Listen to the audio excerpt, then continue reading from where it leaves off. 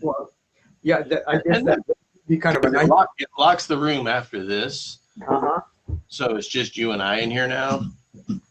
And I'm just learning this as we go along. But the questions will be, looks like on the sidebar, they can ask questions, things like that. And I'm going to pull up my phone and tell people that if they want, they can just answer questions, ask questions here. You know what I usually start off with, and this is something that I learned from working in Honzan. If people are not that familiar of what Jodo ShinShu is I give a little quick background history, especially for the United States and the tradition itself.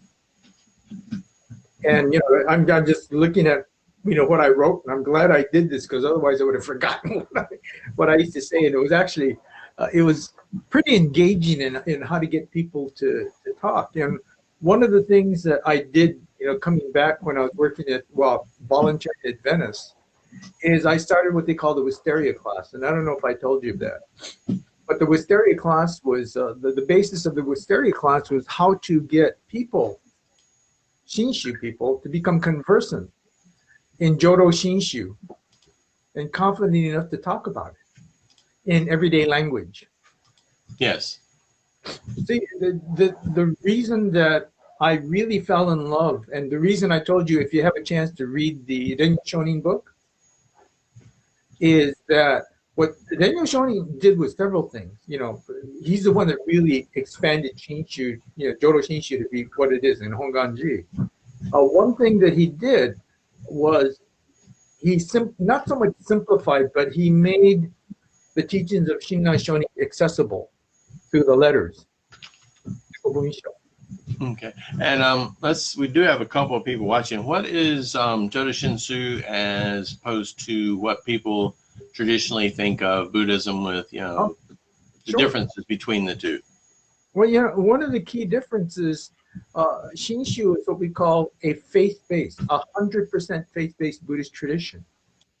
A Buddhist tradition that acknowledges the fact that we're limited and that we're not able to do anything on ourselves. I think I was talking to William a while ago, and one of the things that I pointed out to him is that one of the key features of Jodo ShinShu is what they call Akunin Shoki. Do you remember that one? Akunin Shoki. Yes. The target is the evil person. And by evil, I don't mean evil in the Christian sense, but evil in the ignorant sense. Somebody that's unawares is the evil person, because you're not even aware of your own, you might say yokubo is your own greed, because sometimes you gloss over it. People talk about Shinran Shonin, and from my perspective, Shinran Shonin is probably one of the most holiest people you can find, yet he called himself the most evil person around. If you read the Tanincho number 3, and I've covered this before, but it says, if the good person should be born into Pure Land, even more so the evil one, again, the ignorant. And the reason is that most people that consider themselves good by doing good deeds and things like this think, well, I must have a leg up on going to the Pure Land. I mean, it's just human nature.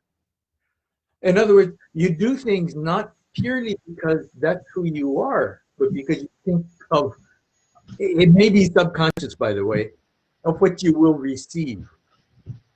In other words, if you're purely altruistic, that's when you begin to understand the true nature of Jodo ShinShu, as opposed to thinking in terms of strings. In other words, when I say 100% faith-based, what goes contrary to faith is doubt. So if you have 99.9999999% faith, and you have 0.0000001 doubt, it becomes 100% doubt. You can't just be a little doubtful. So the difference is that we have these two words. One of them is what they call tariki, and the other word is jiriki. And the only real difference is, if you think about working and non-working, in Jodo ShinShu, we have faith because we entrust ourselves to the working of the Amida Buddha. In other words, the Amida Buddha has already created the causes and conditions for us to become a Buddha one day. And again, this is mirrored in the Shoshinge. And what they call working would be what you would call when you do things for your own benefit. For example, if you do Zen meditation or Zazen for enlightenment, that's for your benefit. Nobody else, your benefit. When you go over there and you recite the Nembutsu countless times, you're doing it for your benefit. So what it comes right down to it is that in Shinshu, we understand that the non-working is our position, and working is the Amida Buddha's condition, because the Amida Buddha has created the causes and conditions through the light that we all see. I know a question that I get often on that is, how is that any different than, say, Christ or salvation? Because to many people, that's what it sounds similar to. Sure. Well, you know something, going back to what I said, well, not what we talked about earlier, which I didn't share yet, and which is part of the, the thing coming over here is the 6 things that we don't do. And then maybe if I explain the 6 things, okay. Maybe they'll segue into an understanding of the differences. Could you real quick kind of give your history and background and how you came here? Sure. Well, I've been a Jodo ShinShu Buddhist all my life. However, being born at the end of World War II, that puts me at like 75 this year. I turned 70. I turned 75 this year, and what it is my whole family were Jodo ShinShu, albeit Otaniha or Higashi. But when I got married, I converted from Higashi to Nishi because my wife was, and I started teaching Dharma school or Sunday school, and I did that for 40 years. From a professional perspective, after the military, where I went to OCS, Vietnam, Okinawa, Germany, I got out as a captain in 1973, and then I kind of worked in industry. So I was a designer, I was a graphic designer, I was the director of graphics for the largest architectural design firm. I went and got my master's degree through the GI Bill. I worked at Walt Disney Imagineering doing project managing all the signs that went into Euro Disneyland. And then in 1992, I wanted to actually go to Japan to study, but my wife had contrary opinion. So she says, if you want to go, you go. And at that time, it was hard for me to dispute because the kids were still very young at the time. So, time goes on. I started my own firm and, won awards for my work. But then when I was 63, in 2009, actually turning, 4, I decided it was now or never for me to go to Japan to study. So I went to Japan and I attended the school called Chobukyo Gakuin, which is all in Japanese. And when I graduated, I received my Tokudo, which is ordination, and my Kyoshi, which is an advanced certification to teach or to head a temple. So most of my learning really came in the late 1980s, and the linchpin for me was up until that time, I thought I was a Buddhist, but I was a traditional Buddhist, the Four Noble Truths, the Eightfold Path. I had no idea what Jodo ShinShu was. And this one Reverend Russell Hamada, said, well, we have this thing called Tariki, other powers, Buddha power.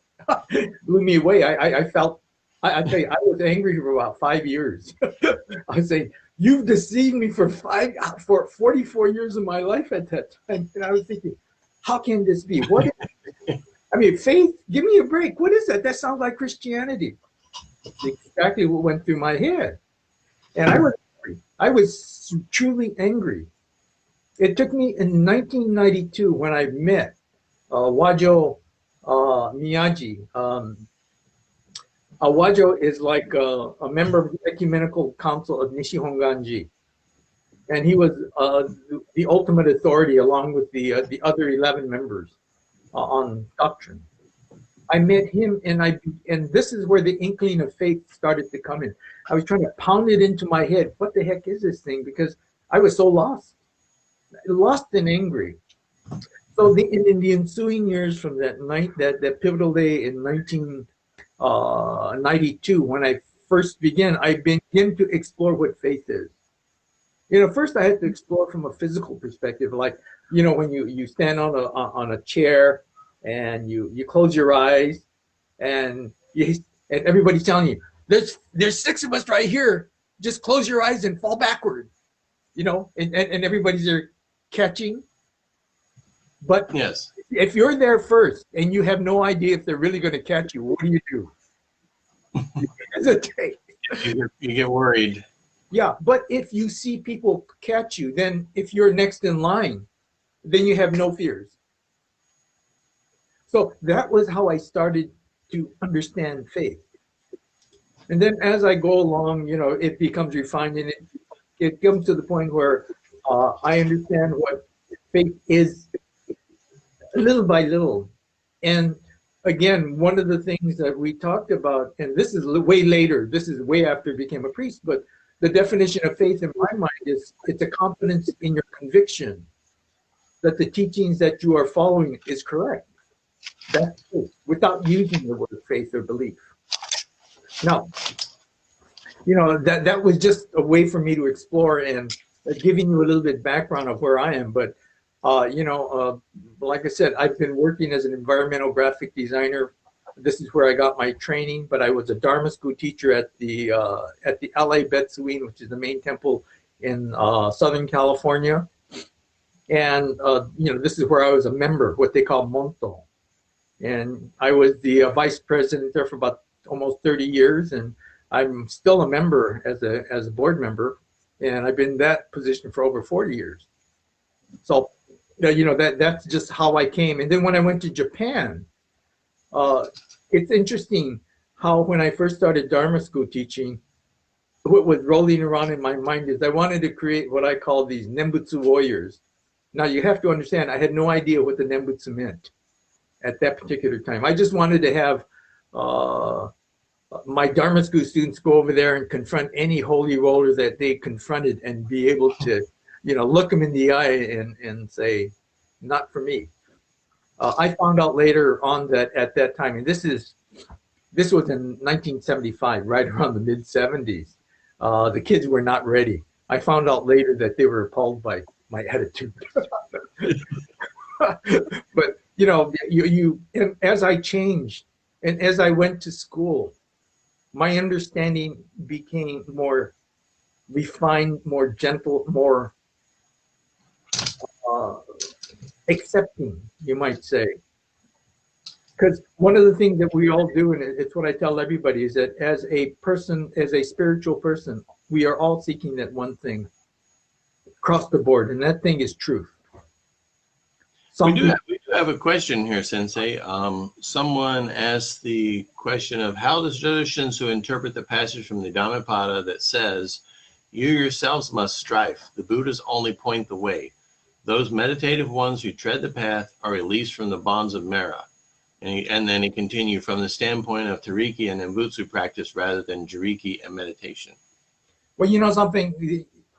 What it is if you really take it, you have the 2 major paths. You actually have 3. You have the Vajra, you have the Mahayana, and you have the Theravada path. Okay, what most people associate the Buddha Dharma with is the Theravada path. It's the path of sages is what we call it.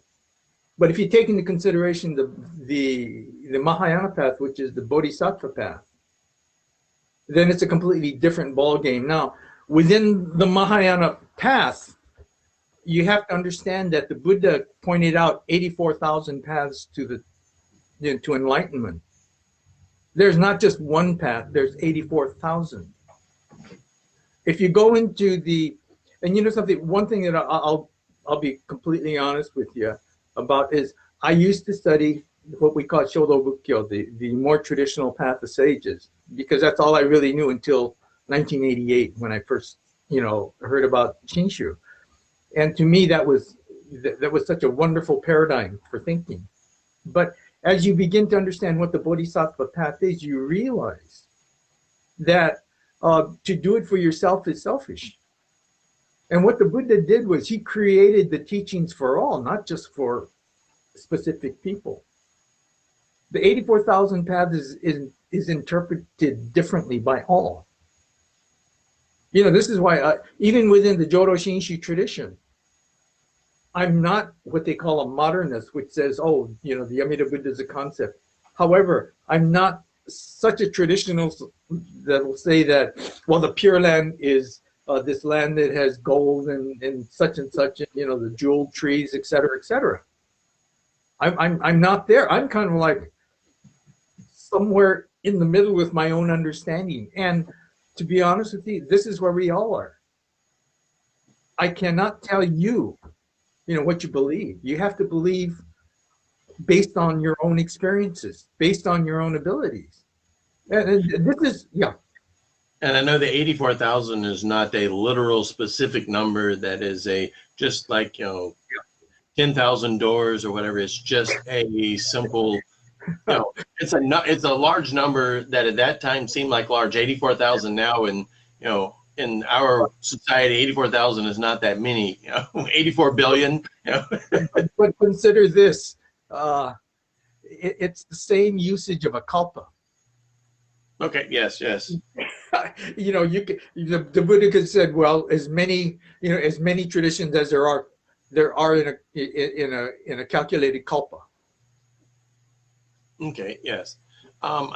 Let's get back to the six. What we wanted to talk about today, everyone, is the 6 things that we do not do, or Jodo ShinShu, and I'll let Reverend Fukumoto explain that. Hi, Katie in Hawaii. I'm sure you're having better weather than I am here in Chicago.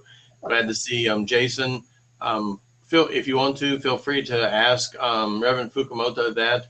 Send him a friend request. I'm sure he'll be happy to talk to you more about that interpretation of that scene. But I would like to go back to the 6 things that we do not do in Jodo ShinShu as we know them. And I'll turn it over to Reverend Fukumoto again. Thank you. Okay, thank you. When I was working at Honsan, and that's the main temple in Kyoto, Higashi Honganji headquarters, I was tasked to meet and greet visitors to the temple. And I see somebody ask over there, is he Japanese? Heck no, I'm an American. However, I have Japanese roots. Both my parents are from Japan. Kagoshima, Kumamoto, here I am, product of Kyushu. Now, getting back to the 6 points. What we don't do in Jodo ShinShu is, number 1 is we don't pray. Okay, we do not pray. And you know what it is that some people say, yes, we do, but there's a difference between petitionary prayer and prayer. And I'll come back to that. Number 2, we don't worship. Okay. Number 3, we don't believe in souls. Number 4, in Jodo ShinShu, we don't believe in reincarnation. Number 5, we don't believe in meditation. And number 6, we don't believe in superstition. Now, most people will ask at this point, well, then what the heck do you do? Because in my mind, those are the 6 things that most people associate with religion in many ways. Okay, we don't pray, we don't worship, we don't believe in souls, we don't believe in reincarnation, we don't believe in meditation, and we don't believe in superstition. Well, the reason we don't believe in prayer is we don't believe in petitionary prayer. In other words, we're not asking for anything because we already have received the causes and conditions to become a Buddha one day. That's number 1. And when they say that, well, it looks like you're praying, what we're doing is rather than praying, we're paying reverence to the Amida Buddha. Because we're not praying for anything. It's simply saying thank you to the Amida Buddha. And the thank you in Jodo ShinShu can be understood as Namo Amida Butsu. Okay? Number two, the reason we don't worship is that one thing that people don't understand quite fully is that all Buddhas are equal. Okay, one Buddha is not better than the other. Now, what distinguishes the Buddhas really is more what they did before they became a Buddha. In other words, the reason we hold reverence to the Amida Buddha as our object of reverence is because he creates the causes and conditions. You know, first he creates the 48 vows to save everybody over 5 kalpas, and then he spends another 12 kalpas fulfilling his vows for all of us. I'll get into an interpretation of that later, because I know that sounds like you know, like fantasy. But anyway, so that's why we don't worship, because eventually we will become a Buddha equal to all other Buddhas. So it's almost like worshiping yourself. Now, number 3, the reason we don't believe in a soul is there's this thing called anatman, and this is within the Buddha Dharma itself. No self. And then within this whole thing, to understand it from a completely different level, is we have this thing called Shogyo Mujo in Japanese. And what Shogyo Mujo is simply impermanence. One thing that's hallmark to a soul is that it's immortal, unchanging, an essence that never changes. Yet in the Buddha Dharma, we believe that everything changes, nothing stays the same. So my own understanding goes with the Buddha Dharma. So this is why Anatman, in my perspective, is correct, no self. And then if you have no self, then how can you reincarnate? Okay, then to get back to the issue of meditation, meditation is a fine practice in my mind for your own benefit, health-wise, to calm yourself, biorhythms, or whatever else you want to say. And I know I teach that at the Veterans Hospital to veterans with PTSD and so forth as a practice for gaining control over reactions and things like that, as opposed to, yes. In my mind, this is fine, absolutely fine. But can you imagine trying to do this to become enlightened? You know, ask yourself, have you ever really known somebody that became enlightened through meditation? And it's been disputed over the history, because I'm sure some people have claimed it. But in my mind, there's only been one person to ever really attain enlightenment, and that was the historical Buddha. And it was not just pure meditation that he did this. It was a complete compromise by opening his eyes to the truths and the realities, that he was able to make this realization of the truths. Okay, so this is why we don't do meditation. And to take this a step further within the Jodo ShinShu tradition, I just talked about working and non-working. There is this saying in Jodo ShinShu, and it's called the Ryogemo. It's a creed. It's the Jodo ShinShu creed. And it goes, the first line is Moro Moro no Zogyo Zashu Jiriki no Kokoro o Furistete. Simply, you throw away the heart of auxiliary practice, of which meditation is there. Because if you practice meditation to attain enlightenment, what you're saying is that you don't trust the causes and conditions that the Amida Buddha has created to take eventual enlightenment. In other words, there are lines in the Shoshinge where it says the light of the Amida Buddha has gone throughout the 10 directions, throughout the universe, penetrating the darkest dark, reaching all sentient forms. And then 4 lines later, they say, all will one day be born into the Pure Land to become a Buddha, and to become an eventual Buddha. So these things are there. If you have no trust in it, then all this does is affect your life as you live. You're always doubting what will happen, and this doubt is which creates fear of what's going to happen the next step. The other thing is that the reason we don't believe in superstition is really simple: karma, cause and effect. You know, if we don't know a reason, we haven't discovered it yet. There's a scene in Dances with Wolves. I don't know if anybody's ever saw it, but I did. There's this beginning, scene where, he's really down because he was going to lose his leg. You remember that he's on the surgeon's table. Yeah. And then when when he decides, they take a break, he says, I don't want to lose my leg. So he gets over there, puts over there, and he goes over there and tries to kill. Did you notice how they were cutting the feet, how they were cutting the bones and things? They were hacksaws. And then what they did was, to clean the hacksaw, they had this washed up basin with bloody water, and they were rinsing them off. How is that practiced today? Why? Yes. Because at that time, they didn't know about bacteria. Yeah. They didn't realize these little things. That makes me remember Dr. Semmelweis was the one that came up with the practices. He noticed that midwives were having less infections and miscarriages and the death of the child and the mother.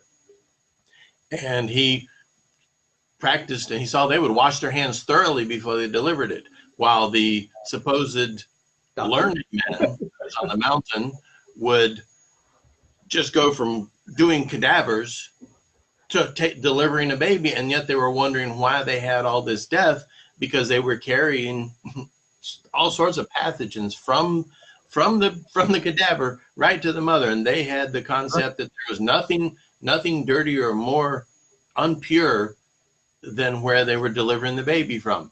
Yeah. And it's like that. They didn't have the understanding, which is kind of why we're going over this, is the understanding. And unfortunately, people did not believe Semmelweis, and he ended up in a mental institution because they kept thinking he was crazy. Yeah. Until later on, now that we realize how right on he was about cleaning up. Yeah, it's the same thing with masks and no masks right now. There's very little difference, and I'm not going to get into that, but I'm going to get into the simple fact that karma is simply cause and effect. And if you don't know a reason, you just haven't discovered it yet. And this is why superstition doesn't make any sense at all to a Jodo ShinShu Buddhist. If you go to Japan, you're going to find something what they call an omamori. You know what an omamori is, don't you? It's these little charms that they buy that protects you. Omamori simply means to protect. Yes. Or now, they also have what they call, ofumi, or a brush. And what they do is that you go to a temple, and then they'll stamp something into a little booklet or something like that you collect, and they'll write, and it's supposed to bring, if you fulfill this whole thing, then it brings you what you wish or something like that. Again, superstition. Mm-hmm. Now, Honganji, at least I think the Otani, which is the Higashi Honganji, and the Nishi Honganji, do not have those things in their temple grounds. We do not sell omamoris. We do not have ofumi, or this collectible stamps. What we do have, and I remember a lot of people were really disappointed when they asked me, says, "What do they have that?" And I said, no. We have stamps. If you go to the reception area, all you have to do is just stamp it, but we don't have anything like that. And that's for like the 77. Yeah. When they're doing the whatever. Yeah. So in other words, whatever number. Yeah. This is all steeped in superstition. Shinshu doesn't do that. We're faith-based, but we open our eyes to the truth and realities. When I say faith-based, the truth of the matter is, and this is hard for us to understand because we are what they call limited beings. Okay. Because we're limited beings, we like to create things that we can understand. As such, We try to humanize things that we don't understand. The reason I say this is that the Amida Buddha is truly beyond our ability to understand. And when people say that, well, then does that mean that you have blind faith? And getting back to the faith issue is that no, it's not so much blind faith as it's a faith based on the reality that you're living. In other words, you're living right now, and you realize that if I pinch myself, it hurts.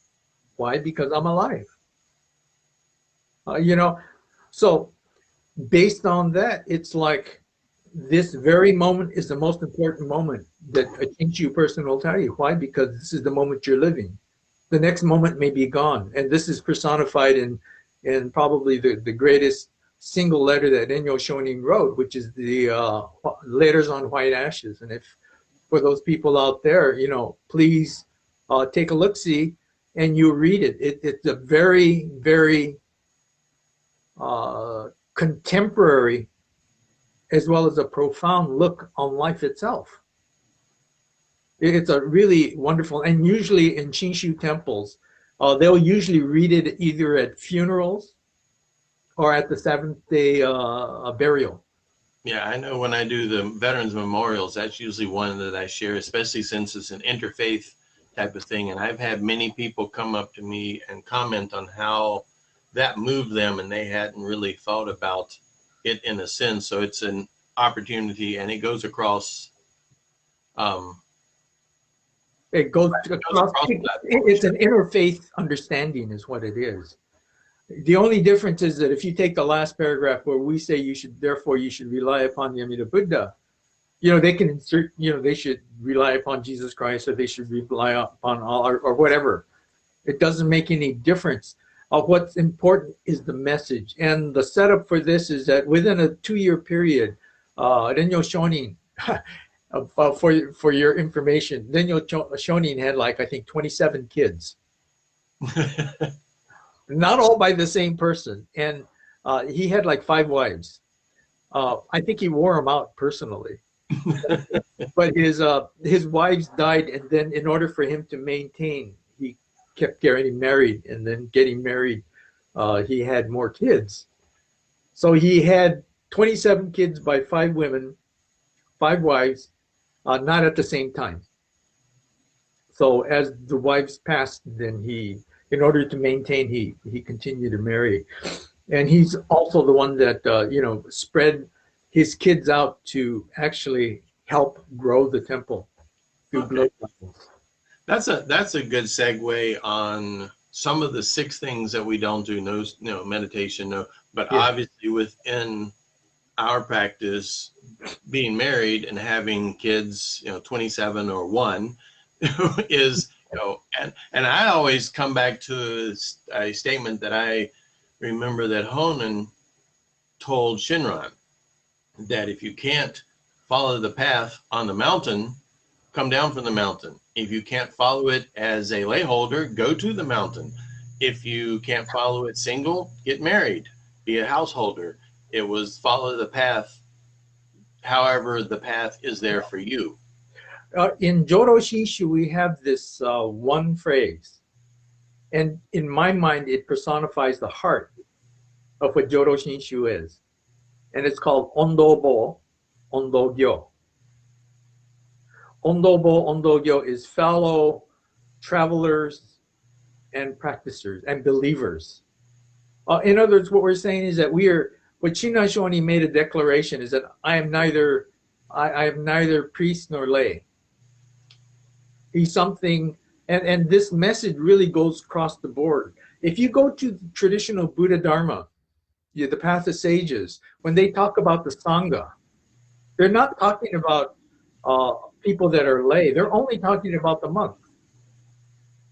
For example, if I go to Thailand, they really treat me well because although I'm a priest, I'm considered a monk there, so they really treat me very well. I like going there. But this is distinctly different.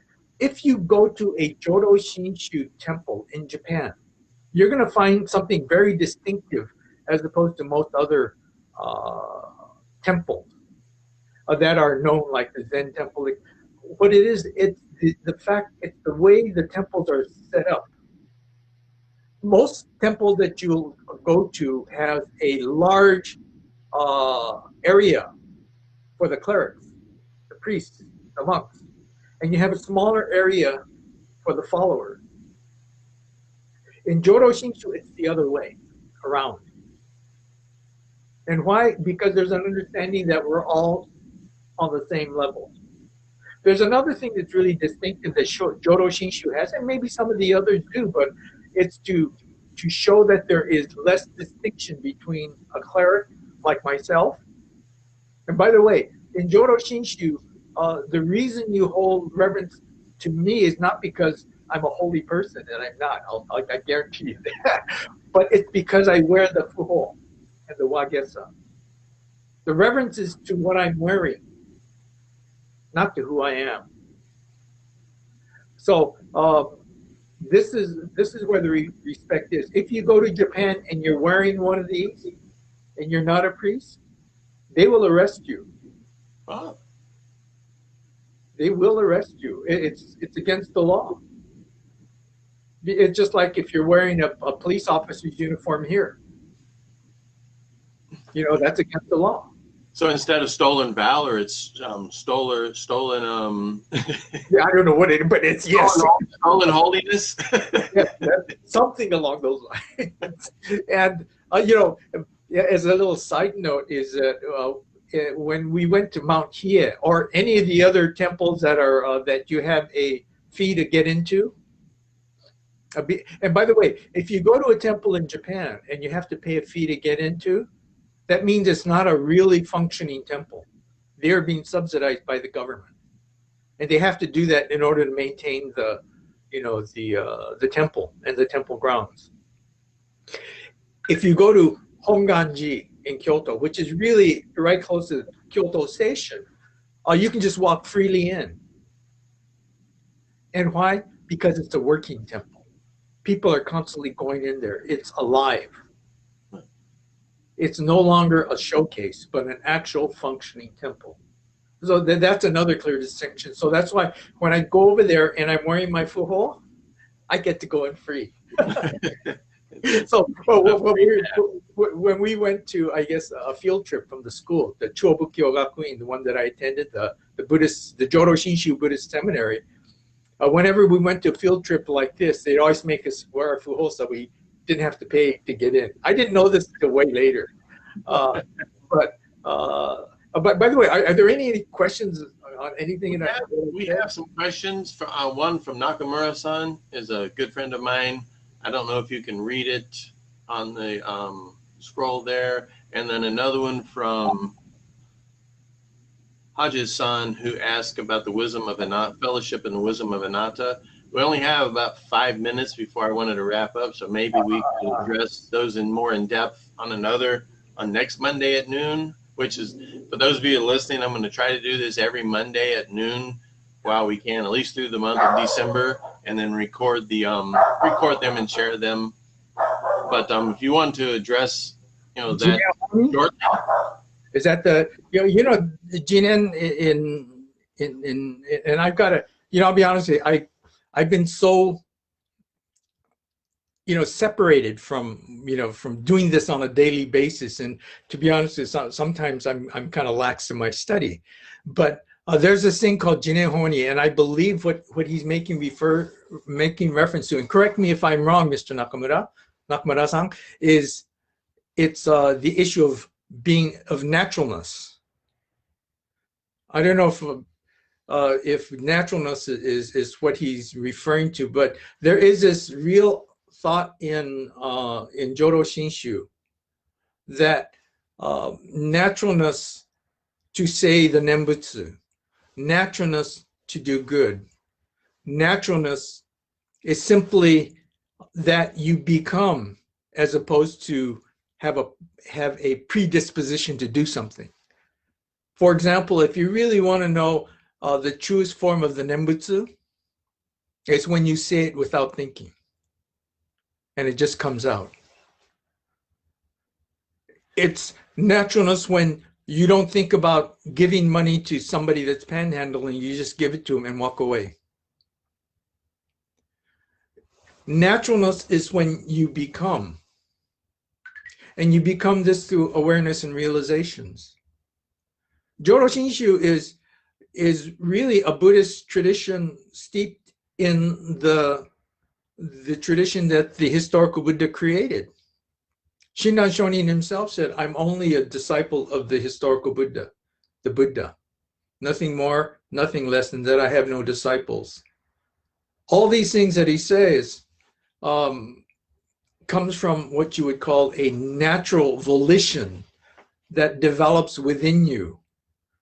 So when you say the Nembutsu 60,000 times and you do it rotely, how do you weigh that against one Nembutsu said naturally, without thought, without any thoughts of receiving something? This is a way to understand naturalness. If this is what he's referring to, and you have to excuse me, Mr. Nakamura-san, is because I have not really been thinking along these lines, and maybe I should. I have, something, during this pandemic time, I'm afraid I'm getting a little lax in my training. I have all this time to do things, and yet I don't have the volition to do it because it's like when you have all the time in the world, what do? You kind of, and that's the same thing. That's why I reached out to you, Sensei, about maybe doing this, because it gives us, other than that, what's the reason of getting off the couch sometimes?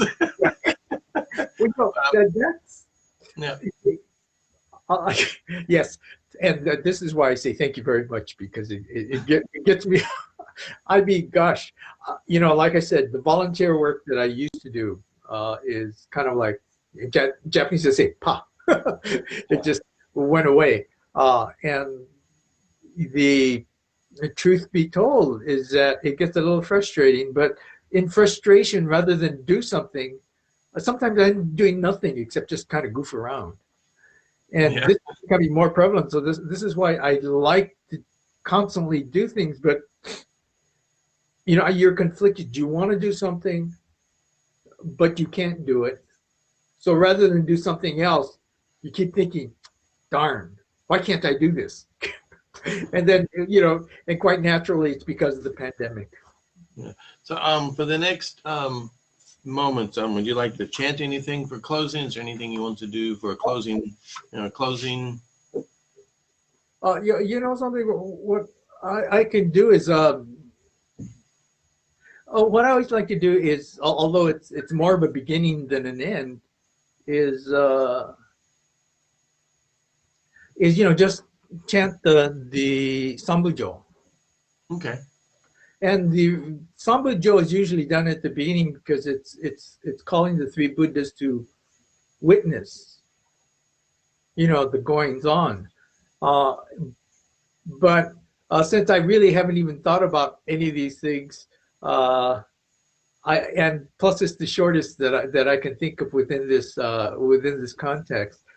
There's something else that I think what I will do the next time is that when I was in Japan in class, we had this one reading that we did at the end of every class. And what I will do the next time, and if we do this continuously, is I will make this available so that we can all read it together. Okay, yeah. If you send that, I'll make sure it's available. People can download it. Appreciate that. Yeah. And it's I think it's called Heiko no Ge. I can't remember, but it's been such a long. Let's see, I got out of school in 2010, so it's like 10 years ago. So, but I know I have it, and I will distribute it. Meanwhile, right now it would be, if you don't mind, I would just like to do the Sambujo, and then we can call it a day. Okay, and then real quick before we do that, I want to tell everyone we're going to try to do this again. It'll be noon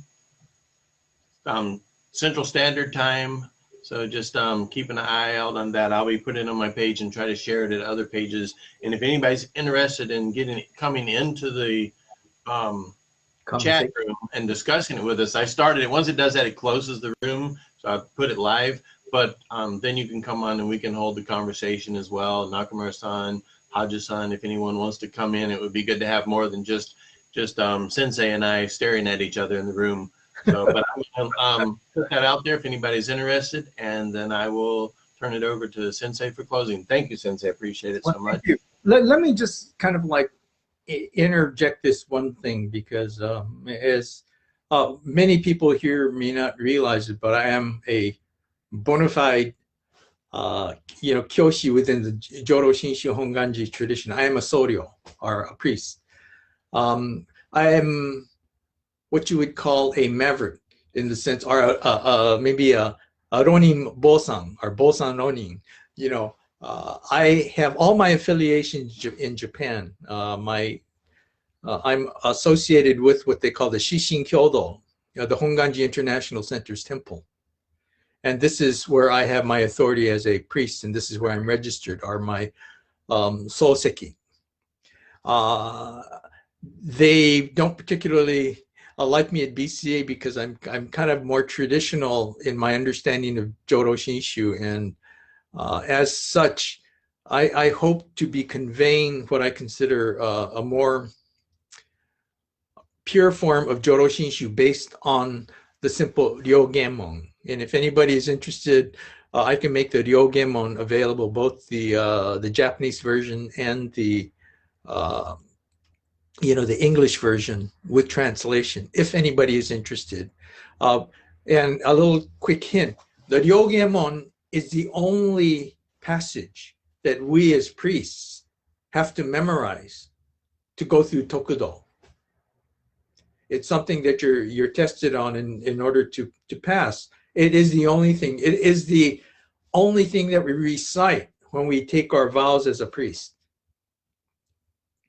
So hopefully, we can gather more people, and you can gather your questions. And I hope I've been able to satisfy at least a partial curiosity for things. And at this point, I will just chant the Sambujo. Yes. Yeah, we had a couple more questions that we can take as a side and maybe bring them up on the next topic, because I don't want to. You and I can sit and talk all day, but other people may have things to do. So we will let them come back to those questions, and maybe I can talk to Nakamura-san and he can give me a little bit more of what he's asking, and we can cover that. I appreciate it. All right, thank you. I will be chanting faster than normal. Yes. Just as a side. Namandam, namandam, namandam, namandam. Bujo mina anyurai niudo jo sangera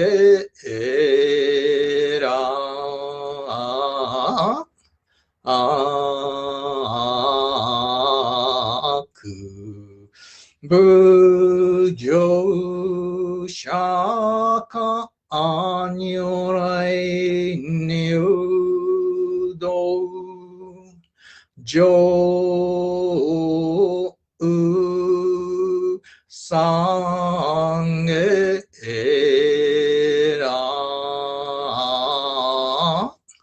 aku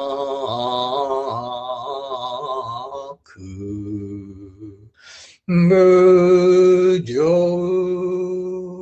jipo nyurai niudo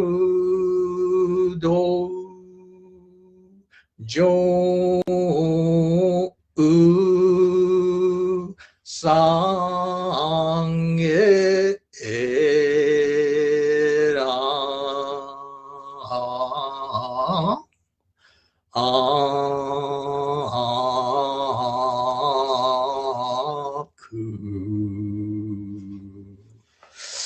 Namandam, namandam, namandam, namandam, namandam, namandam. Thank you. Thank you, Sensei. Thank you for everyone watching. We will, as a reminder, be back next Monday, noon Central Standard Time. Pay attention. Be aware of any postings, and I will share that with you. Thank you, everyone.